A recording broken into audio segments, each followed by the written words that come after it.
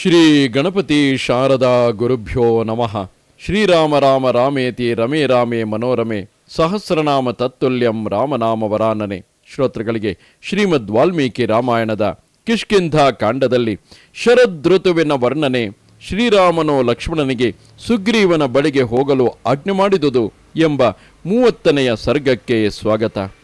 ಗುಹಾಂ ಪ್ರವಿಷ್ಟೆ ಸುಗ್ರೀವಿ ವಿಮುಕ್ತಿ ಗಗನೆ ಘನೈಹಿ ವರ್ಷರಾತ್ರೋಷಿತೋ ರಾಮ ಕಾಮಶೋಕಾಭಿಪೀಡಿತ. ಸುಗ್ರೀವನು ಕಪಿಸೈನ್ಯವನ್ನು ಕರೆತರುವಂತೆ ನೀಲನಿಗೆ ಆಜ್ಞಾಪಿಸಿ ಗುಹೆಯನ್ನು ಪ್ರವೇಶಿಸಿದನು. ಆಗ ಆಕಾಶವು ಮೋಡಗಳಿಂದ ಮುಕ್ತವಾಗಿ ಸ್ವಚ್ಛವಾಗಿದ್ದಿತು.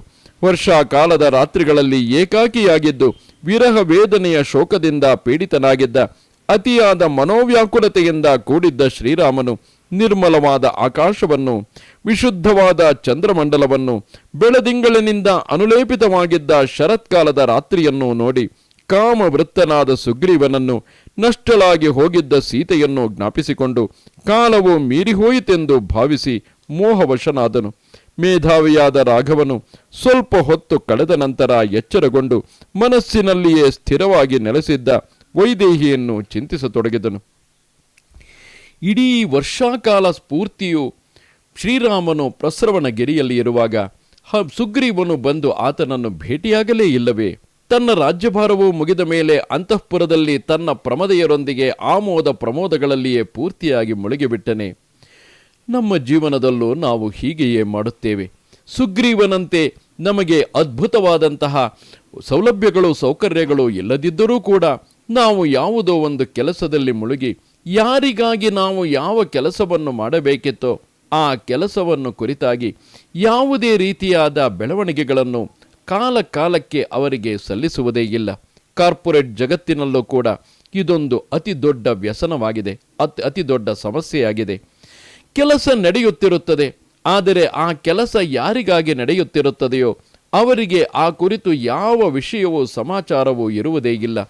ಕಾಲ ಕಾಲಕ್ಕೆ ಆಗಿಂದಾಗ್ಗೆ ಅವರಿಗೆ ಅಪ್ಡೇಟ್, ಅವರಿಗೆ ನಿರಂತರವಾಗಿ ವಿಷಯ ಬೆಳವಣಿಗೆಗಳು ಎಲ್ಲಿಯವರೆಗೆ ಬಂದಿದೆ ಎಂಬುದನ್ನು ತಿಳಿಸದೇ ಹೋದರೆ ಆ ಕೆಲಸವು ಯಾರಿಗಾಗಿ ಆಗಬೇಕಿದೆಯೋ ಅವರು ಇಲ್ಲಿ ಶ್ರೀರಾಮನಂತೆಯೇ ನಿರೀಕ್ಷೆಯಲ್ಲಿಯೇ ಇರಬೇಕಾಗುವುದಲ್ಲವೇ? ಇಡೀ ವರ್ಷ ಋತುವು ಕಳೆದು ಶರದೃತುವು ಆರಂಭವಾದರೂ ಕೂಡ ಸುಗ್ರೀವನು ಏನಾದರೂ ಕೆಲಸವನ್ನು ಆರಂಭಿಸಿರುವನೋ ಎಂಬುದರ ಕುರಿತಾಗಿಯೇ ಮಾಹಿತಿ ಇಲ್ಲದಿದ್ದರೆ ಸಹಜವಾಗಿಯೇ ರಾಮನಿಗೂ ಅಸಮಾಧಾನ ಉಂಟಾಗುತ್ತದೆ. ಲಕ್ಷ್ಮಣನಂತಹ ಕೋಪಿಷ್ಠನಿಗೂ ಕೂಡ ಕೋಪ ಉಂಟಾಗುತ್ತದೆ. ಅದರ ಪರಿಣಾಮ ಭೀಕರವಾಗಬಹುದು. ಇರಲಿ, ಮಧ್ಯದಲ್ಲಿ ಹನುಮಂತನಂತಹ ಯೋಗ್ಯ ವ್ಯಕ್ತಿಗಳು ಅದನ್ನು ಸಂಭಾಳಿಸಬೇಕಾಗಿ ಬರುತ್ತದೆ. ಇಂತಹದಕ್ಕೆ ಅವಕಾಶ ಕೊಡಬಾರದೆಂದರೆ ನಾವು ಯಾವ ಕೆಲಸವನ್ನು ಮಾಡುತ್ತಿದ್ದೇವೋ ಅದನ್ನು ಕಾಲ ಕಾಲಕ್ಕೆ ಅದಕ್ಕೆ ಸಂಬಂಧಪಟ್ಟವರಿಗೆ ಅದನ್ನು ನಿರಂತರವಾಗಿ ತಿಳಿಸುವಂತಹ ವ್ಯವಸ್ಥೆಯನ್ನು ಇಟ್ಟುಕೊಂಡಿರಬೇಕಲ್ಲವೇ?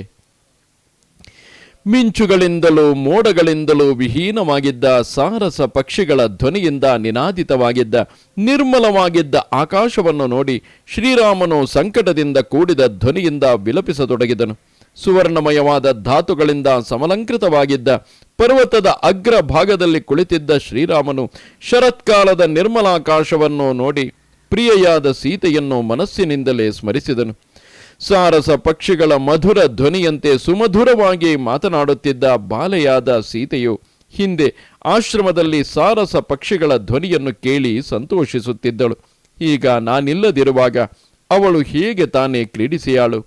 ಪುಷ್ಪಭರಿತವಾಗಿರುವುದರಿಂದ ಸುವರ್ಣದ ವೃಕ್ಷಗಳಂತೆ ಕಾಣುತ್ತಿರುವ ನಿರ್ಮಲವಾದ ಹೊನ್ನೆ ಮರಗಳನ್ನು ನೋಡಿ ನನ್ನನ್ನು ಕಾಣದೆ ಆ ಬಾಲೆಯು ಹೇಗೆ ತಾನೇ ಕ್ರೀಡಿಸಬಲ್ಲಳು? ಸುಮಧುರವಾದ ಮಾತುಗಳನ್ನಾಡುವ ಸರ್ವಾಂಗ ಸುಂದರಳಾದ ಸೀತೆಯು ಹಿಂದೆ ರಾಜಹಂಸಗಳ ಕಲಕಲ ನಿನಾದಗಳಿಂದ ಎಚ್ಚರಗೊಳ್ಳುತ್ತಿದ್ದಳು. ಈಗ ಅವಳು ಹೇಗೆ ಎಚ್ಚರಗೊಳ್ಳುವಳು? ಸಹಚಾರಿಗಳಾದ ಚಕ್ರವಾಕ ಪಕ್ಷಿಗಳ ಧ್ವನಿಯನ್ನು ಕೇಳಿ ಕಮಲದಂತೆ ವಿಶಾಲವಾದ ಕಣ್ಣುಗಳಿಂದ ಕೂಡಿರುವ ಆ ನನ್ನ ಸೀತೆಯು ಈಗ ಆ ಕಲಕಲ ನಿನಾದವನ್ನು ಕೇಳಿ ಹೇಗಿರುವಳು ತಿಳಿಯದಾಗಿದೆ. ಚಿಗರೆ ಮರಿಗಳ ಕಣ್ಣುಗಳಂತೆ ಚಂಚಲವಾದ ಕಣ್ಣುಗಳಿಂದ ಕೂಡಿರುವ ಸೀತಾದೇವಿ ಇಲ್ಲದೆ ಸರೋವರಗಳ ಪ್ರದೇಶಗಳಲ್ಲಿಯೂ, ನದಿಗಳ ದಂಡೆಗಳಲ್ಲಿಯೂ, ಹೊಂಡಗಳ ಸಮೀಪದಲ್ಲಿಯೂ, ದೊಡ್ಡ ಅರಣ್ಯಗಳಲ್ಲಿಯೂ, ಸಣ್ಣ ವನಗಳಲ್ಲಿಯೂ ಸಂಚರಿಸುತ್ತಿರುವ ನಾನು ಯಾವ ವಿಧವಾದ ಮಾನಸಿಕ ಸುಖವನ್ನು ಹೊಂದುತ್ತಿಲ್ಲ. ಶರತ್ಕಾಲದ ಅತ್ಯಾಕರ್ಷಕವಾದ ಗುಣಸಾಧನಗಳಿಂದ ಪರಿಪೂರ್ಣನಾದ ಕಾಮದೇವನು ನನ್ನ ಭಾಮಿನಿಯನ್ನು ಸೋಕುಮಾರಿಯದ ಕಾರಣದಿಂದಲೂ ನನ್ನ ಅಗಲಿಕೆಯ ಕಾರಣದಿಂದಲೂ ಮರಣ ಪರ್ಯಂತವಾಗಿ ಪೀಡಿಸುತ್ತಲೇ ಇರಬಹುದಲ್ಲವೇ? ಚಾತಕ ಪಕ್ಷಿಯು ಇಂದ್ರನಿಂದ ನೀರನ್ನು ಅಪೇಕ್ಷಿಸಿ, ಅಂದರೆ ಮಳೆಯ ನೀರಿಗಾಗಿ ವಿಲಪಿಸುವಂತೆ ರಾಜಕುಮಾರನಾದ ನರಶ್ರೇಷ್ಠನಾದ ಶ್ರೀರಾಮನು ಇವೇ ಮುಂತಾಗಿ ಹೇಳಿಕೊಂಡು ವಿಲಪಿಸುತ್ತಿದ್ದನು. ಆ ಸಮಯದಲ್ಲಿ ಕಂದಮೂಲ ಫಲಗಳನ್ನು ತರುವ ಸಲುವಾಗಿ ಬೆಟ್ಟದ ತಪ್ಪಲುಗಳಲ್ಲಿ ಸಂಚರಿಸುತ್ತಿದ್ದು ಆಶ್ರಮದ ಕಡೆಗೆ ಹಿಂದಿರುಗಿದ ಕಾಂತಿಯುಕ್ತನಾಗಿದ್ದ ಲಕ್ಷ್ಮಣನು ಖಿನ್ನವಾದ ಮುಖಭಾವದಿಂದ ಕೂಡಿದ್ದ ಅಣ್ಣನನ್ನು ನೋಡಿದನು. ಜಿತೇಂದ್ರಿಯನಾದ ಅಣ್ಣನು ವಿಷಾದಿಸುತ್ತಿದ್ದುದರಿಂದ ಅತ್ಯಂತ ದೀನನಾಗಿದ್ದ ಲಕ್ಷ್ಮಣನು ಸಹಿಸಲು ಅಸಾಧ್ಯವಾದ ಸೀತಾ ವಿರಹದ ಚಿಂತೆಯಿಂದ ಕೂಡಿ ಆ ಕಾರಣದಿಂದಲೇ ಬುದ್ಧಿಗೆಟ್ಟವನಂತಿದ್ದ ಏಕಾಕಿಯಾಗಿದ್ದ ಶ್ರೀರಾಮನನ್ನು ಜನರಹಿತವಾಗಿದ್ದ ಅರಣ್ಯ ಪ್ರದೇಶದಲ್ಲಿ ನೋಡಿ ಅವಸರದಿಂದ ಹೀಗೆ ಹೇಳಿದನು: ಕಿಮಾರ್ಯ ಕಾಮಸ್ಯ ವಶಂಗತೇನ ಕಿಮಾತ್ಮ ಪೌರುಷ್ಯ ಪರಾಭವೇನ ಅಯಂ ಸದಾ ಸಂಹ್ರಿಯತೆ ಸಮಾಧಿ ಕಿಮತ್ರ ಯೋಗೇನ ನಿವರ್ತಿತೇನ. ಆರ್ಯನೇ, ಕಾಮಕ್ಕೆ ಮನಸ್ಸನ್ನು ವಶಪಡಿಸುವುದರಿಂದ ಪ್ರಯೋಜನವೇನಿದೆ? ಕಾಮವಶನಾಗಿ ಆತ್ಮ ಪೌರುಷವನ್ನು ಹಾಳು ಮಾಡಿಕೊಳ್ಳುವುದರಿಂದ ಪ್ರಯೋಜನವೇನಿದೆ? ಶೋಕದಿಂದ ಚಿತ್ತೈಕಾಗ್ರತೆಯು ಹಾಳಾಗುತ್ತದೆ. ಚಿತ್ತೈಕಾಗ್ರತೆಯನ್ನು ಹಾಳು ಮಾಡಿಕೊಳ್ಳುವುದರಿಂದ ಆಗುವ ಪ್ರಯೋಜನವೇನು? ಕ್ರಿಯಾಭಿಯೋಗಂ ಮನಸಃ ಪ್ರಸಾದಂ ಸಮಾಧಿಯೋಗಾನುಗತಂಚ ಕಾಲಂ ಸಹಾಯ ಸಾಮರ್ಥ್ಯಮಧೀನ ಸತ್ವ ಸ್ವಕರ್ಮ ಹೇತುಂಚ ಕುರುಷ್ವ ಹೇತುಂ. ಧೀರನೇ, ಕಾರ್ಯದಲ್ಲಿ ಆಸಕ್ತಿಯನ್ನು ಹೊಂದು ಮನಸ್ಸನ್ನು ಪ್ರಸನ್ನಗೊಳಿಸು. ಎಲ್ಲ ಸಮಯಗಳಲ್ಲಿಯೂ ಚಿತ್ತವನ್ನು ಏಕಾಗ್ರಗೊಳಿಸು. ಸಹಾಯಕರ ಸಾಮರ್ಥ್ಯವನ್ನು ತಿಳಿದುಕೋ. ನಿನ್ನ ಕಾರ್ಯ ಸಾಧನೆಗೆ ಕಾರಣಭೂತವಾದ ಕರ್ಮವನ್ನು ಮಾಡು. ನ ಜಾನಕಿ ಮಾನವ ವಂಶನಾಥ ತ್ವಯಾ ಸನಾಥ ಸುಲಭಾಪರೇಣ ನ ಚಾಗ್ನಿಚೂಡಾಂ ಜ್ವಲಿತಾಮುಪೇತ್ಯ ನ ದಹ್ಯತೆ ವೀರವರಾರ್ಹ ಕಶ್ಚಿತ್. ಮಾನವ ವಂಶಕ್ಕೆ ಸ್ವಾಮಿಯಾಗಿರುವವನೇ, ವೀರಶ್ರೇಷ್ಠರೆಲ್ಲರಿಗೂ ಶ್ರೇಷ್ಠನಾಗಿರುವವನೇ, ನಿನ್ನಿಂದ ಸನಾಥಿಯಾಗಿರುವ ಜಾನಕಿಯನ್ನು ಇತರರು ಸುಲಭವಾಗಿ ಪಡೆಯಲಾರರು. ಪ್ರಜ್ವಲಿಸುತ್ತಿರುವ ಅಗ್ನಿಯ ಜ್ವಾಲೆಯ ಮಧ್ಯಕ್ಕೆ ಹೋದವನು ದಹಿಸಲ್ಪಡದೆ ಇರುವುದಿಲ್ಲವಷ್ಟೇ. ಲಕ್ಷ್ಮಣನು ಹೇಳಿದ ಆ ಮಾತುಗಳನ್ನು ಕೇಳಿ ಶ್ರೀರಾಮನು ರಾಜಲಕ್ಷಣಗಳಿಂದ ಕೂಡಿದ್ದ, ಶತ್ರುಗಳಿಂದ ಎದುರಿಸಲು ಅಸಾಧ್ಯನಾಗಿದ್ದ ಲಕ್ಷ್ಮಣನಿಗೆ ಹಿತಕರವು, ಪಥ್ಯವು, ನೀತಿಶಾಸ್ತ್ರಕ್ಕೆ ಅನುಗುಣವು, ಸಾಂತ್ವನ ಸಹಿತವು, ಧರ್ಮಾರ್ಥಯುಕ್ತವು, ಸ್ವಭಾವ ಸಹಿತವೂ ಆಗಿರುವ ಮಾತುಗಳನ್ನು ಹೇಳಿದನು. ಕುಮಾರ, ಸೀತಾನ್ವೇಷಣೆಯ ಕಾರ್ಯದ ಕಡೆಗೆ ಗಮನವನ್ನು ಕೊಡಬೇಕು. ಇದರಲ್ಲಿ ಸಂಶಯವೇ ಇಲ್ಲ. ಇದಕ್ಕಾಗಿ ಉತ್ಸಾಹಾದಿ ವಿಶೇಷವಾದ ಉಪಾಯವನ್ನು ಅನುಸರಿಸಬೇಕು. ಈಗ ಮಾಡಬೇಕಾಗಿರುವ ಅತ್ಯಂತ ದುರಾಸದವಾದ ಸೀತಾನ್ವೇಷಣೆ ಎಂಬ ಕಾರ್ಯದ ಫಲವೇನೆಂಬುದನ್ನು ಚಿಂತಿಸಬೇಡವೇ? ಬಳಿಕ ಶ್ರೀರಾಮನು ಪದ್ಮಪತ್ರದಂತೆ ವಿಶಾಲವಾದ ಕಣ್ಣುಗಳುಳ್ಳವಳಾಗಿದ್ದ ಮೈಥಿಲಿಯನ್ನು ಸ್ಮರಿಸುತ್ತಾ ಬಾಡಿ ಹೋದ ಮುಖದಿಂದ ಕೂಡಿದವನಾಗಿ ಪುನಃ ಲಕ್ಷ್ಮಣನಿಗೆ ಹೇಳಿದನು: ಲಕ್ಷ್ಮಣ, ಇಂದ್ರನು ನೀರಿನಿಂದ ಭೂಮಿಯನ್ನು ತೃಪ್ತಿಗೊಳಿಸಿ ಸಸ್ಯಗಳನ್ನು ಪಕ್ವಗೊಳಿಸಿ ಕೃತಕೃತ್ಯನಾಗಿದ್ದಾನೆ. ಸ್ನಿಗ್ಧವಾದ ಮತ್ತು ಗಂಭೀರವಾದ ಗರ್ಜನೆಗಳಿಂದ ಕೂಡಿರುವ ಪರ್ವತದಲ್ಲಿರುವ ವೃಕ್ಷಗಳ ಮುಂಭಾಗದಲ್ಲಿ ಸಂಚರಿಸುವ ಮೇಘಗಳು ತಮ್ಮಲ್ಲಿದ್ದ ನೀರನ್ನು ಸುರಿಸಿ ಆಯಾಸದಿಂದ ಬಳಲಿವೆ. ಕನ್ನೈದಿಲೆಯ ದಳಗಳಂತೆ ಶ್ಯಾಮಲ ವರ್ಣದಿಂದ ಕೂಡಿರುವ ಮೇಘಗಳು 10 ದಿಕ್ಕುಗಳನ್ನು ಕಪ್ಪಾಗಿ ಮಾಡಿ ಈಗ ಮದರಹಿತವಾಗಿರುವ ಆನೆಗಳಂತೆ ಶಾಂತವಾದ ವೇಗವುಳ್ಳವುಗಳಾಗಿವೆ. ನೀರನ್ನೇ ಗರ್ಭದಲ್ಲಿ ಧರಿಸಿರುವ, ಅಂದರೆ ನೀರಿನ ತುಂತುರುಗಳಿಂದ ಕೂಡಿರುವ ಗೋರಂಟಿ ಮತ್ತು ಬಿಳಿ ಮತ್ತಿ ಹೂಗಳ ವಾಸನೆಯಿಂದ ಸುವಾಸಿತವಾಗಿರುವ ಮಹಾವೇಗಯುಕ್ತವಾದ ಮತ್ತು ಮಳೆಗರೆಯುವ ಮಾರುತಗಳು ಸರ್ವತ್ರ ಸಂಚರಿಸಿ ಈಗ ಶಾಂತವಾಗಿವೆ. ಮೇಘಗಳ ಆರ್ಭಟವು, ಆನೆಗಳ ಘೀಂಕಾರಗಳು, ನವಿಲುಗಳ ಕೇಕಾರವಗಳು, ಗಿರಿ ನದಿಗಳ ಜುಳು ಜುಳು ಶಬ್ದಗಳು ಬಹಳ ಬೇಗ ಶಾಂತವಾಗಿ ಬಿಟ್ಟಿವೆ. ಮಹಾಮೇಘಗಳ ಮಳೆಗರೆಯುವಿಕೆಯಿಂದ ನಿರ್ಮಲವಾದ ಚಿತ್ರಿತವಾದ ತಪ್ಪಲುಗಳಿಂದ ವಿಶಿಷ್ಟವಾದ ಪರ್ವತಗಳು ಕಾಂತಿಯುಕ್ತವಾದ ಹಲವಾರು ಬಣ್ಣಗಳಿಂದ ಅನುಲೇಪಿತವಾಗಿರುವವೋ ಎಂಬಂತೆ ಕಾಣುತ್ತಿವೆ. ಶರದೃತುವು 7 ಬಾಳೆಗಿಡಗಳ ಕೊಂಬೆಗಳಲ್ಲಿಯೂ ನಕ್ಷತ್ರ ಸೂರ್ಯ ಚಂದ್ರರ ಕಾಂತಿಗಳಲ್ಲಿಯೂ ಉತ್ಕೃಷ್ಟವಾದ ಆನೆಗಳ ಕ್ರೀಡಾ ವಿಹಾರಗಳಲ್ಲಿಯೂ ತನ್ನ ಕಾಂತಿಯನ್ನು ಹಂಚಿಕೊಂಡು ಆವಿರ್ಭವಿಸಿದೆ. ಈ ಸಮಯದಲ್ಲಿ ಶರತ್ಕಾಲದ ಗುಣಗಳಿಂದ ಸಂಪನ್ನವಾದ ಕಾಂತಿಯು ಅನೇಕ ವಸ್ತುಗಳ ಆಶ್ರಯವನ್ನು ಹೊಂದಿ ವಿಚಿತ್ರವಾದ ಶೋಭೆಯಿಂದ ಪ್ರಕಾಶಿಸುತ್ತಿದ್ದರು. ಸೂರ್ಯನ ಪ್ರಾತಃ ಕಾಲದ ಕಿರಣಗಳಿಂದ ವಿಕಸಿತವಾದ ಕಮಲ ಸರೋವರಗಳಲ್ಲಿ ಹೆಚ್ಚಾಗಿ ಅದು ಪ್ರಕಾಶಿಸುತ್ತಿದೆ. ವಾಯುವನ್ನೇ ಅನುಸರಿಸಿ ಹೋಗುವ ಶರತ್ಕಾಲವು ಏಳೆಲೆ ಬಾಳೆಗಳ ಹೂಗಳ ಗಂಧವನ್ನು ಧರಿಸಿದೆ. ಆ ವಾಯುವನ್ನೇ ಅನುಸರಿಸಿ ದುಂಬಿಗಳು ಗಾಯನ ಮಾಡುತ್ತಿವೆ. ಆನೆಗಳ ದರ್ಪವನ್ನು ಹೆಚ್ಚಿಸುವ ಈ ಶರದೃತುವು ಹೆಚ್ಚು ಪ್ರಕಾಶಮಾನವಾಗಿ ಕಾಣುತ್ತಿದೆ. ಮಾನಸ ಸರೋವರದಿಂದ ಬರುತ್ತಿರುವ ಮನೋಮೋಹಕವಾದ ಮತ್ತು ವಿಶಾಲವಾದ ರೆಕ್ಕೆಗಳನ್ನು ಹೊಂದಿರುವ, ಸರೋವರದಲ್ಲಿಯೇ ಪ್ರೀತಿಯುಳ್ಳ ಕಮಲದ ಧೂಳಿಯಿಂದ ಧೂಸರಿತವಾಗಿರುವ ಮಹಾನದಿಗಳ ಮರಳಿನ ಮೇಲಿರುವ ಚಕ್ರವಾಕಗಳೊಡನೆ ಹಂಸ ಪಕ್ಷಿಗಳು ವಿಹರಿಸುತ್ತಿವೆ. ಮದದಿಂದ ಕೂಡಿರುವ ಆನೆಗಳಲ್ಲಿಯೂ, ಕೊಬ್ಬಿದ ಹಸುಗಳ ಸಮೂಹಗಳಲ್ಲಿಯೂ, ಪ್ರಸನ್ನವಾದ ನೀರುಳ್ಳ ನದಿಗಳಲ್ಲಿಯೂ ಶರದೃತುವಿನ ಕಾಂತಿಯು ಅನೇಕ ಪ್ರಕಾರವಾಗಿ ವಿಭಾಗಿಸಲ್ಪಟ್ಟು ಪ್ರಕಾಶಿಸುತ್ತಿದೆ. ನವಿಲುಗಳು ಮೇಘಗಳಿಲ್ಲದ ಅಂತರಿಕ್ಷವನ್ನು ನೋಡಿ ಆಭರಣ ರೂಪವಾದ ರೆಕ್ಕೆಗಳಿಂದ ವಿಮುಕ್ತಿಯನ್ನು ಹೊಂದಿ, ಹೆಣ್ಣು ನವಿಲುಗಳಲ್ಲಿ ಆಸಕ್ತಿಯಿಲ್ಲದೆ ಶೋಭೆಯನ್ನು ಕಳೆದುಕೊಂಡು ಯಾವ ವಿಧವಾದ ಆನಂದವೂ ಇಲ್ಲದೆ ಯೋಚಿಸುತ್ತಾ ಕುಳಿತಿವೆ. ಮನಸ್ಸಿಗೆ ಆಹ್ಲಾದವನ್ನುಂಟು ಮಾಡುವ ಸುಗಂಧಯುಕ್ತವಾದ ಪುಷ್ಪ ಭಾರದಿಂದ ಬಗ್ಗಿದ ಅಗ್ರ ಭಾಗದ ರೆಂಬೆಗಳಿಂದ ಕೂಡಿರುವ, ಸುವರ್ಣದಂತೆ ಹೊಂಬಣ್ಣದಿಂದ ಕಂಗೊಳಿಸುತ್ತಿರುವ ಬಹುಸಂಖ್ಯಾತವಾದ ಪ್ರೇಂಖಣ ವೃಕ್ಷಗಳಿಂದ ಅರಣ್ಯದ ಮಧ್ಯಪ್ರದೇಶಗಳು ಪ್ರಕಾಶಗೊಳಿಸಲ್ಪಟ್ಟಿವೆಯೋ ಎಂಬಂತೆ ಕಾಣುತ್ತಿವೆ.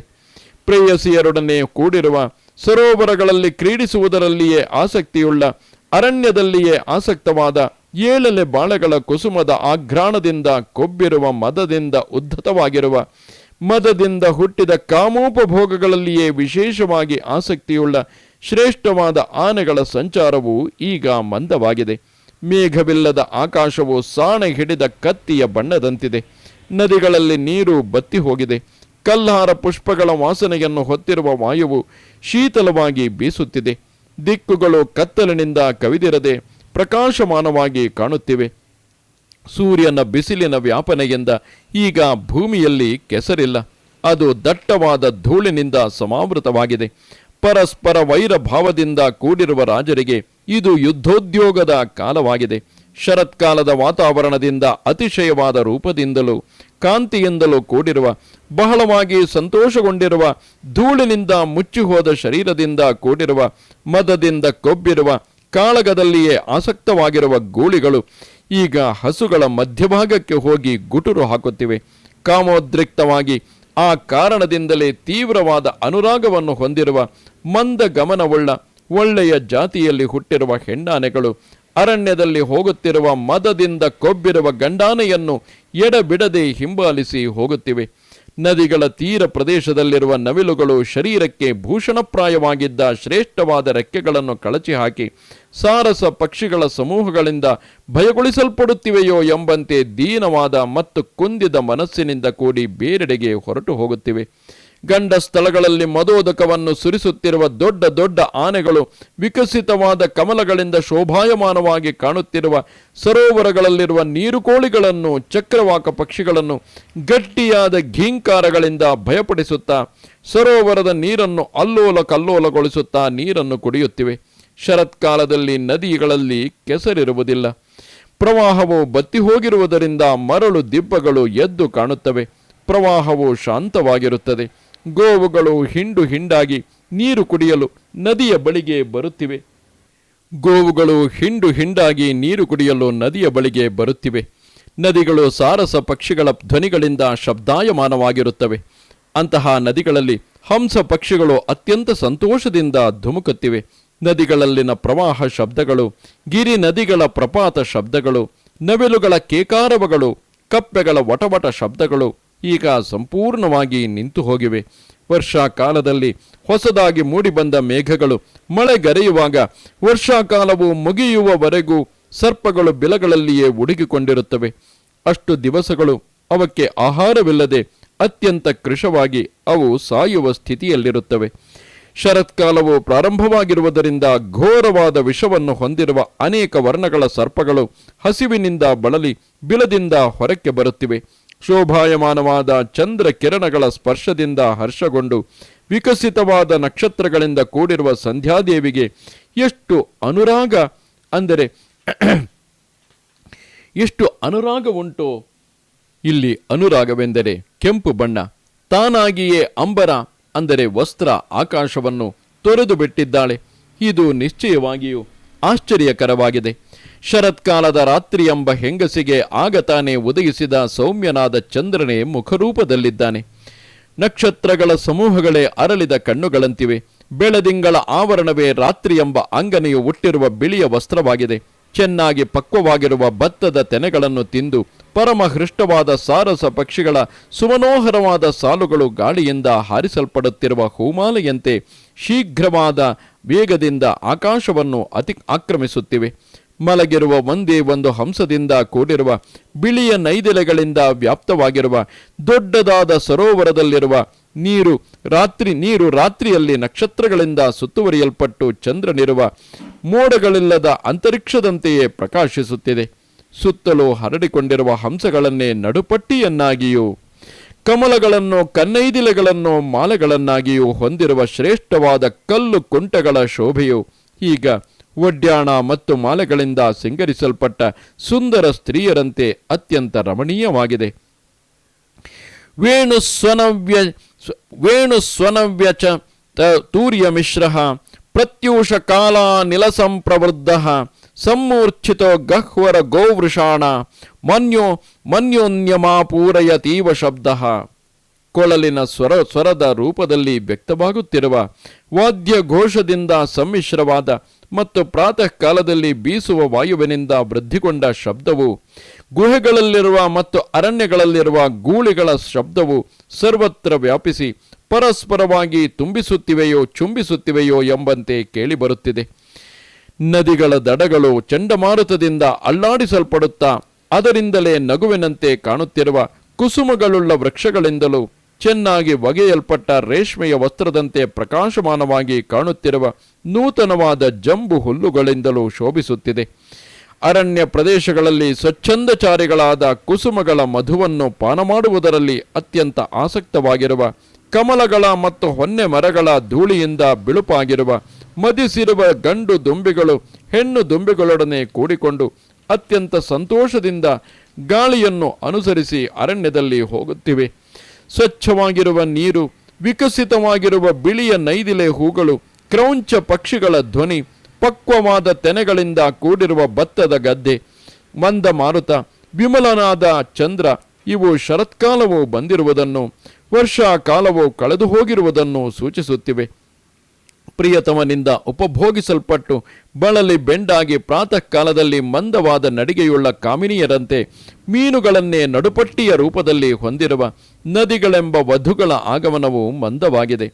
ಚಕ್ರವಾಕ ಪಕ್ಷಿಗಳಿಂದಲೂ ಪಾಚಿಗಳಿಂದಲೂ ರೇಷ್ಮೆಯ ವಸ್ತ್ರದಂತಿರುವ ಜೊಂಡು ಹುಲ್ಲುಗಳಿಂದಲೂ ವ್ಯಾಪ್ತವಾಗಿರುವ ನದಿ ಮುಖಗಳು ಪತ್ರ ಲೇಖನಗಳಿಂದಲೂ ಗೋರೋಚನದಿಂದಲೂ ಅವಕುಂಠನದಿಂದಲೂ ಕೂಡಿರುವ ಸ್ತ್ರೀಯರ ಮುಖಗಳಂತೆ ಶೋಭಾಯಮಾನವಾಗಿ ಕಾಣುತ್ತಿವೆ. ವಿಕಸಿತವಾದ ಪುಷ್ಪಗಳುಳ್ಳ ಬಾಣ ವೃಕ್ಷಗಳಿಂದಲೂ ಮತ್ತು ಸರ್ಜ ವೃಕ್ಷಗಳಿಂದಲೂ ವಿಚಿತ್ರವಾಗಿ ಕಾಣುತ್ತಿರುವ ಪ್ರಹೃಷ್ಟವಾದ ದುಂಬಿಗಳಿಂದ ಶಬ್ದಾಯಮಾನವಾಗಿರುವ ಅರಣ್ಯಗಳಲ್ಲಿ ಕಾಮದೇವನು ಧನುಸ್ಸನ್ನು ಹಿಡಿದು ಪ್ರಚಂಡವಾದ ಬಾಣಗಳನ್ನು ಮೇಲೆತ್ತಿಕೊಂಡು ಸಂಚರಿಸುತ್ತಿದ್ದಾನೆ. ಲೋಕವನ್ನು ಅಂದರೆ ಜನರನ್ನು ಸುವೃಷ್ಟಿಯಿಂದ ಸಂತೋಷಗೊಳಿಸಿ ನದಿಗಳನ್ನು ಕೆರೆ ಕುಂಟೆಗಳನ್ನು ತುಂಬಿ ಭೂಮಿಯನ್ನು ಸಸ್ಯ ಸಮೃದ್ಧವನ್ನಾಗಿ ಮಾಡಿ ಮೋಡಗಳು ಆಕಾಶವನ್ನು ತ್ಯಜಿಸಿ ಹೋಗಿವೆ. ಪ್ರಥಮ ಸಮಾಗಮ ಕಾಲದಲ್ಲಿ ಸ್ತ್ರೀಯರು ನಾಚಿಕೆಗೊಂಡು ಪ್ರಿಯತಮನಿಗೆ ಜಘನ ಪ್ರದೇಶವನ್ನು ಮೆಲ್ಲನೆ ತೋರಿಸುವಂತೆ ಶರತ್ಕಾಲದ ನದಿಗಳು ನೀರನ್ನು ಕಡಿಮೆ ಮಾಡಿಕೊಂಡು ತಮ್ಮಲ್ಲಿರುವ ಮರಳು ದಿಣ್ಣೆಗಳನ್ನು ಮೆಲ್ಲಗೆ ತೋರಿಸುತ್ತಿವೆ. ಜಲಾಶಯಗಳು ಹೆಣ್ಣು ಕ್ರೌಂಚ ಪಕ್ಷಿಗಳಿಂದ ನಿನಾದಿತವಾಗಿಯೂ ಚಕ್ರವಾಕ ಪಕ್ಷಿಗಳಿಂದ ತುಂಬಿಯೂ ಪ್ರಕಾಶಿಸುತ್ತಿವೆ. ಪರಸ್ಪರವಾಗಿ ಬದ್ಧವೈರಿಗಳಾದ ವಿಜಯಾಕಾಂಕ್ಷಿಗಳಾದ ರಾಜರ ಯುದ್ಧೋದ್ಯೋಗ ಸಮಯವು ಸನ್ನಿಹಿತವಾಗಿದೆ. ವರ್ಷಾಕಾಲದ ನಂತರ ರಾಜರಿಗೆ ಇದು ಮೊದಲನೆಯ ಯುದ್ಧಯಾತ್ರೆಯ ಸಮಯವಾಗಿದೆ. ಆದರೆ ಪ್ರತಿಜ್ಞೆ ಮಾಡಿಕೊಟ್ಟ ಸುಗ್ರೀವನನ್ನಾಗಲಿ ಪ್ರತಿಜ್ಞಾ ಸಂಬಂಧವಾದ ಪ್ರಯತ್ನಗಳನ್ನಾಗಲಿ ನಾನು ಕಾಣುತ್ತಿಲ್ಲ. ಕೆಂಪು ಮತ್ತಿ ಮರಗಳು, ಏಳೆಲೆಯ ಬಾಳೆ ಗಿಡಗಳು, ಕಂಚವಾಳದ ಗಿಡಗಳು, ದಾಸವಾಳದ ಗಿಡಗಳು, ಹೊಂಗೆ ಮರದ ಹೂಗಳಿಂದ ತುಂಬಿ ಪರ್ವತದ ತಪ್ಪಲು ಪ್ರದೇಶಗಳಲ್ಲಿ ಶೋಭಿಸುತ್ತಿವೆ.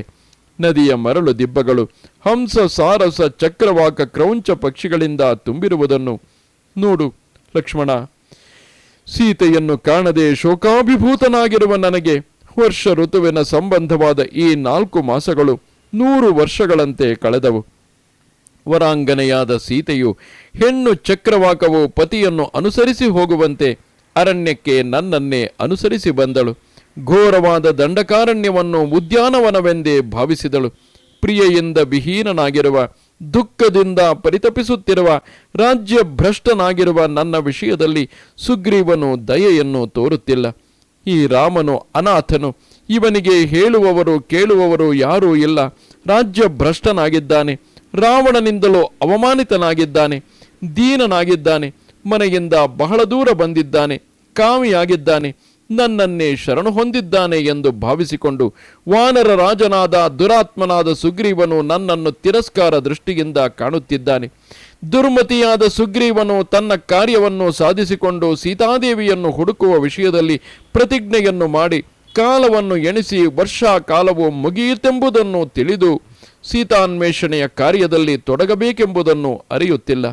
ಲಕ್ಷ್ಮಣ, ನೀನು ಈಗಲೇ ಕಿಷ್ಕಿಂಧೆಗೆ ಹೋಗಿ ವಾನರ ಶ್ರೇಷ್ಠನಾದ ಗ್ರಾಮ್ಯ ಸುಖದಲ್ಲಿಯೇ ಆಸಕ್ತನಾಗಿರುವ ಮೂರ್ಖನಾದ ಸುಗ್ರೀವನನ್ನು ಕಂಡು ಈ ಮಾತುಗಳನ್ನು ಹೇಳು.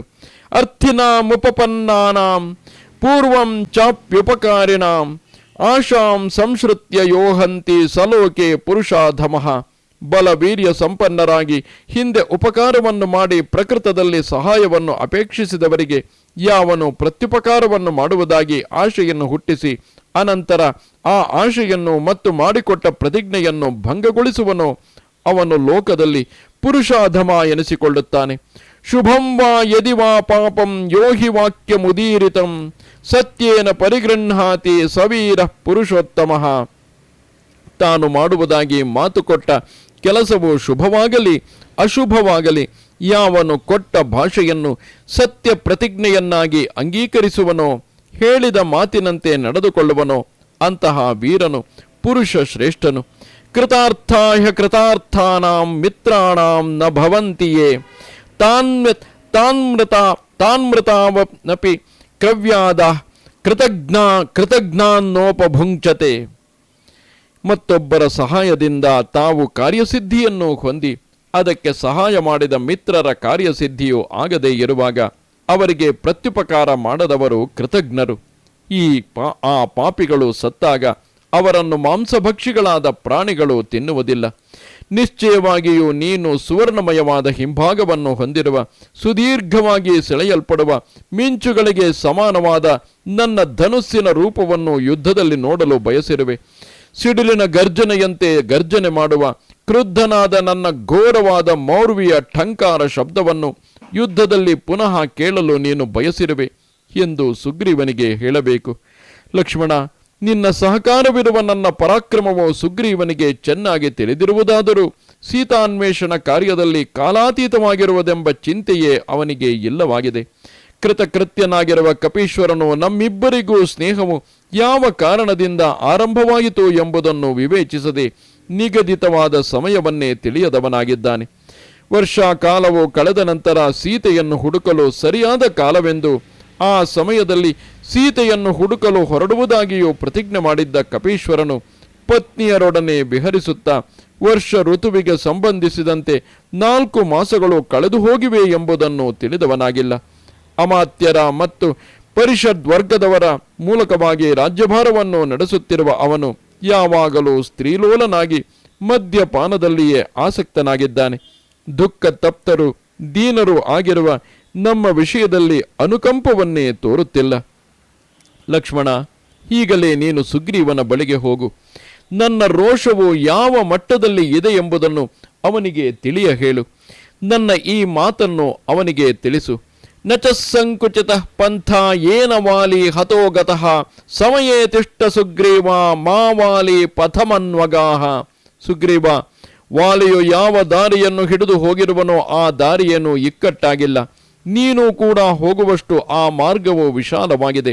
ಮಾಡಿಕೊಟ್ಟಿರುವ ಪ್ರತಿಜ್ಞೆಯಲ್ಲಿ ಸ್ಥಿರವಾಗಿರು. ವಾಲಿಯು ಹೋದ ಮಾರ್ಗವನ್ನೇ ಅನುಸರಿಸಿ ಹೋಗಲು ಯತ್ನಿಸಬೇಡ. ಏಕ ಏವ ರಣೇ ವಾಲಿ ನ್ಯಶರೇಣ ನಿಹತೋಮಯ ತ್ವಾಂತು ಸತ್ಯ ದತಿಕ್ರಾಂತಂ ಹನಿಷ್ಯಾಮಿ ಸಬಾಂಧವಂ. ಹಿಂದೆ ನಡೆದ ಯುದ್ಧದಲ್ಲಿ ವಾಲಿಯೊಬ್ಬನೇ ನನ್ನ ಬಾಣದಿಂದ ಹತನಾದನು. ಆದರೆ ಸತ್ಯ ವಚನವನ್ನು ಮೀರಿರುವ ನಿನ್ನನ್ನು ಬಂಧುಗಳ ಸಹಿತವಾಗಿ ವಿನಾಶ ಮಾಡುತ್ತೇನೆ. ಪುರುಷ ಶ್ರೇಷ್ಠನೇ ಲಕ್ಷ್ಮಣ, ಕಾರ್ಯ ಸಂಬಂಧವಾದ ವಿಷಯವು ಹೀಗಿರುವಾಗ ಯಾವುದು ಹಿತಕರವಾಗಿರುವುದೋ, ಯಾವ ಮಾತು ಹೇಳಲು ಉಚಿತವಾಗಿ ಕಾಣುವುದೋ ಆ ಮಾತನ್ನು ಸುಗ್ರೀವನಿಗೆ ಹೇಳು. ಸೀತೆಯನ್ನು ಹುಡುಕಲು ಕಾಲವು ಮೀರದಿರಲಿ, ತ್ವರೆ ಮಾಡು. ಸುಗ್ರೀವನನ್ನೇ ಉದ್ದೇಶಿಸಿ ಪುನಃ ಶ್ರೀರಾಮನು ಹೇಳುತ್ತಾನೆ, ಕುರುಷ್ವ ಸತ್ಯಂ ಮಯಿವಾನರೇಶ್ವರ ಪ್ರತಿಶ್ರುತಂ ಧರ್ಮಮವೇಕ್ಷ್ಯ ಶಾಶ್ವತಂ ಮಾ ವಾಲಿನಂ ಪ್ರೇತ್ಯ ಗತೋ ಯಮಕ್ಷಯಂ ತ್ವಮದ್ಯ ಪಶ್ಯೇರ್ ಮಮ ಚೋದಿತ ಶರೈಹಿ. ವಾನರೇಶ್ವರನೇ, ಸನಾತನವಾದ ಧರ್ಮದ ಮೇಲೆ ದೃಷ್ಟಿಯನ್ನು ಹರಿಸಿ ಪ್ರತಿಜ್ಞೆ ಮಾಡಿಕೊಟ್ಟುದನ್ನು ಸತ್ಯವನ್ನಾಗಿ ಮಾಡು. ನನ್ನ ಬಾಣಗಳಿಂದ ಚೋದಿತನಾಗಿ ಮರಣ ಹೊಂದಿ ವಾಲಿಯನ್ನು ಕಾಣಲು ಯಮನ ಅರಮನೆಗೆ ಹೋಗಬೇಡ. ಹೀಗೂ ಸುಗ್ರೀವನಿಗೆ ಹೇಳು. ಶ್ರೀರಾಮನು ಹೀಗೆ ಹೇಳಲು ಉಗ್ರ ತೇಜಸ್ವಿಯಾದ ಮಾನವ ವಂಶವರ್ಧಕನಾದ ಲಕ್ಷ್ಮಣನು ತೀವ್ರತರವಾದ ಕೋಪದಿಂದ ಕೂಡಿದ್ದ, ಮತ್ತೊಮ್ಮೆ ದೈನ್ಯದಿಂದ ಬಹಳವಾಗಿ ಪ್ರಲಪಿಸುತ್ತಿದ್ದ ಅಣ್ಣನನ್ನು ನೋಡಿ ಸುಗ್ರೀವನ ವಿಷಯದಲ್ಲಿ ತೀವ್ರತರವಾದ ಭಾವನೆಯನ್ನು ಹೊಂದಿದನು. ಇದು ಶ್ರೀಮದ್ ವಾಲ್ಮೀಕಿ ರಾಮಾಯಣದ ಕಿಷ್ಕಿಂಧ ಕಾಂಡದಲ್ಲಿ 30ನೆಯ ಸರ್ಗವು. ನಮಸ್ತೆ ಶಾರದೆ ದೇವಿ ಕಾಶ್ಮೀರ ಪುರವಾಸಿನಿ ತ್ವಾಮಹಂ ಪ್ರಾರ್ಥಯೇ ನಿತ್ಯಂ ವಿದ್ಯಾದಾನಂಚ ದೇಹಿಮೆ. ನಮಸ್ಕಾರ.